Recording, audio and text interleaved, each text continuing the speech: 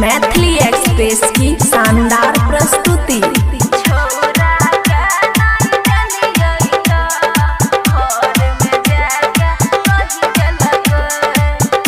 खुशी recording studio बलुआहा।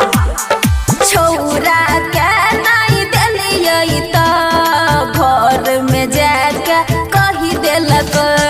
छौरा के नहीं देलियै त घर में जाके कही देलक।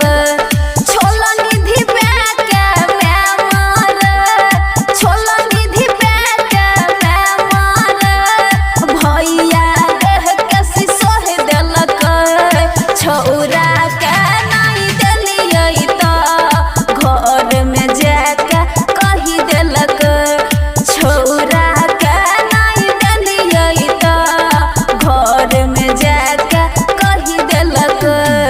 DJ good Madhubani, DJ good Madhubani.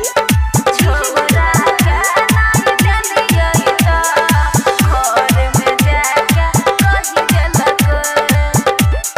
Mix by अमन अक्के। इज्जत के हमर सखी माटी में मिललक। सबटा हमर करनी घर में बतलकै।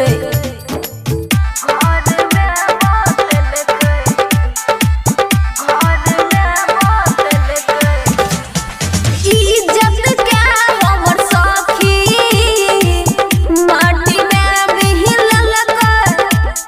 सबटा हमर करनी घर में बतलक।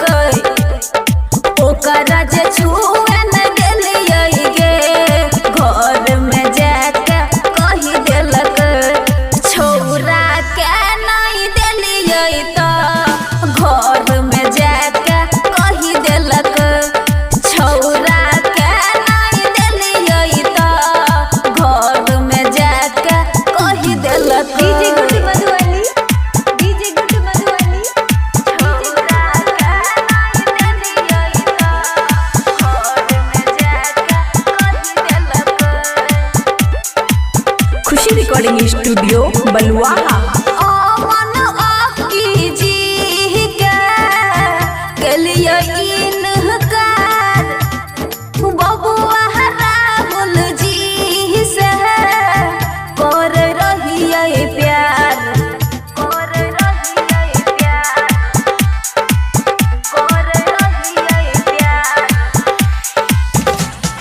अमन अक्की जी के केलियै इनकार। बबुआ राहुल जी से कर रहियै प्यार। सबके नजर से गिरलियै गे घर में जाके कही देलक। छौरा के नहीं देलियै त घर में जाके कही देलक। छोला निधि पे के मैं महर, छोला निधि पे के मैं महर, भैया रह के सिसोह देलक। छौरा के नहीं देलियै त घर में जाके कही देलक। खुशी रिकॉर्डिंग स्टूडियो बलुआहा।